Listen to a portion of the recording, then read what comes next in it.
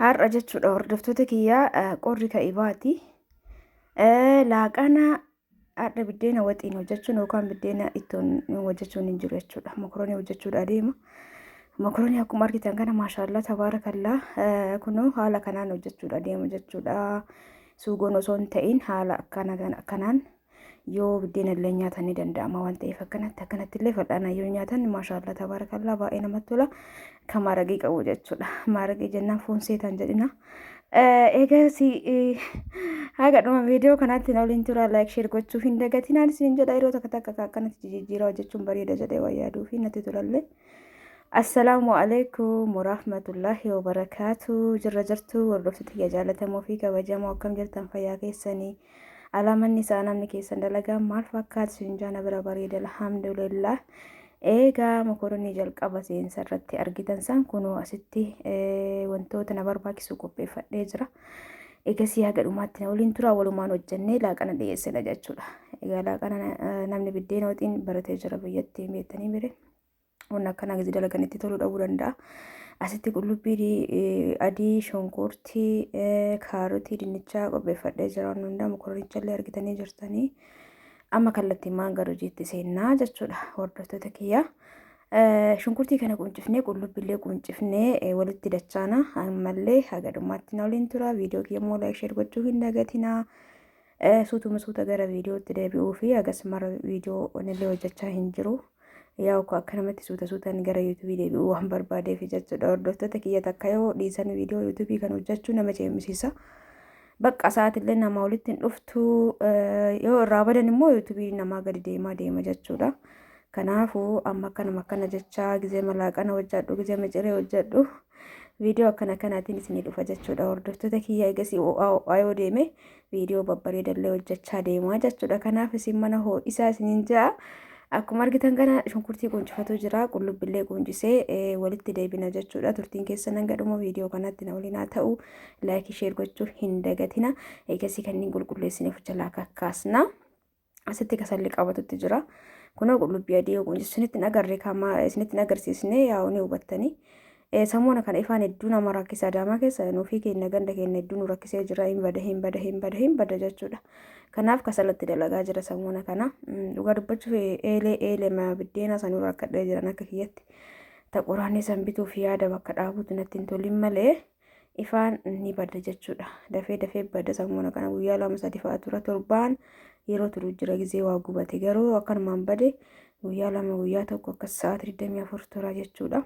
Hundumaafuu ammamee hojjumaan biddeena tolchuu edaa ture ifaan hin jiru. Kanaafuu laaqanamee waanuma ta'e wayii hojjedha jedheetiin mokoroonii kana hojjechuudha adeema jechuudha. Ifaan waan hin jirreef ani biddeena alaa bituu hin jaalladhu. Biddeena alaa bitanii osoo tirarra hin ga'iin ciccita jechuudha. Ciccitaa maleeyyuu hafuurri isaatu hedduu takka osoo nyaatiin nama guba.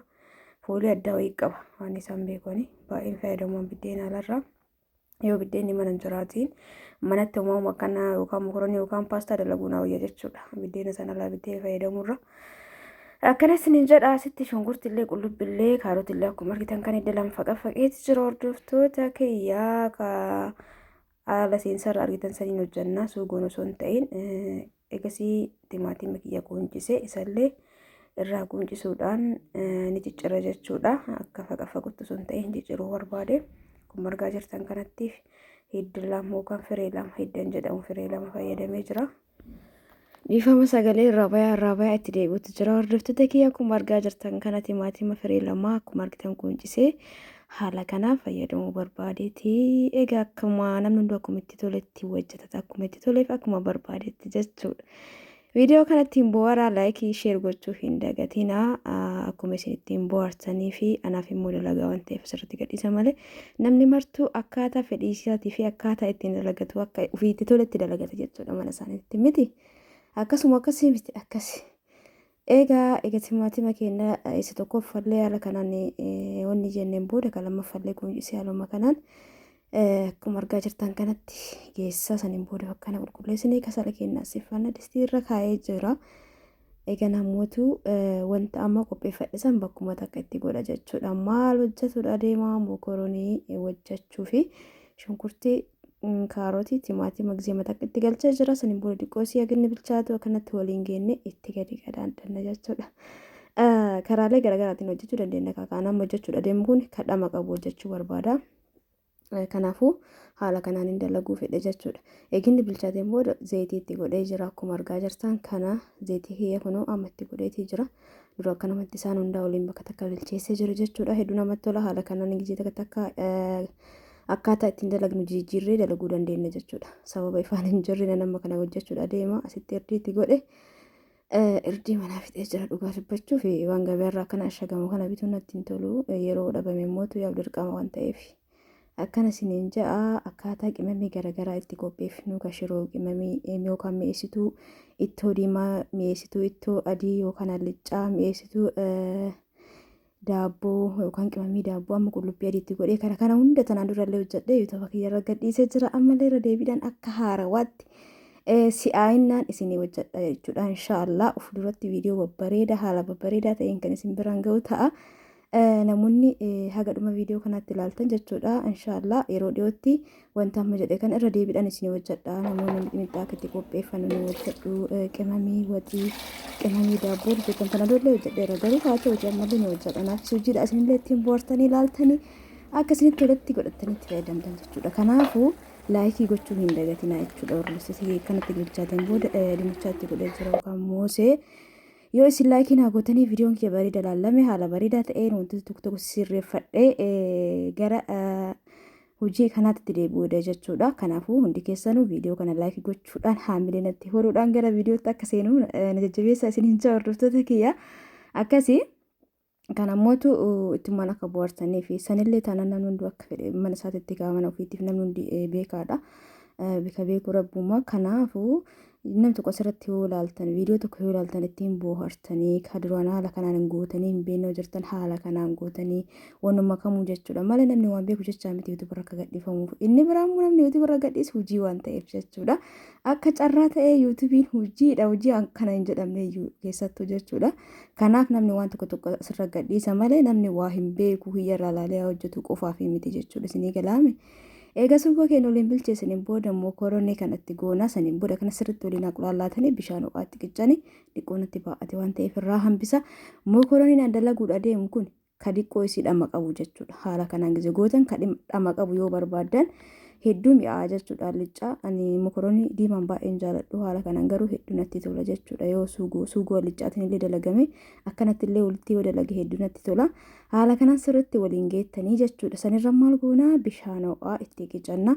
Egaa gizee baay'ee sagalee irraa balleessa gizee viidiyoo hojjedhu. Maaliif yuutuubiin koopiraayitii nama fide jechuudha. Akkanatti kaan viidiyoo kana dhaabaa hojjechaa dhaabaa itti godhee gadhiisee asirratti wanni koopiraayitiin irratti fidan bu'aa irraan argadhu. Kanaafuu sagalee irrumaa balleessa jechuudha. Maaliif sagaleen daa'immanii jala jiraatu danda'a. Sagaleen inni hin eeyyamne hedduun keessa yoo galee ifaajeen kee bilaashata waan ta'eef sagalee irraa balleessa irrattidha jechuudha. Yeroo baay'ee isinillee akkasitti isinitti tola. Namni tokko waan san yoo ilaalee waan san sirriitti irraa hubachuuf dhageeffachuuf sagalee qulqullina qabuun waraabuun bareeda jedheeti yaada.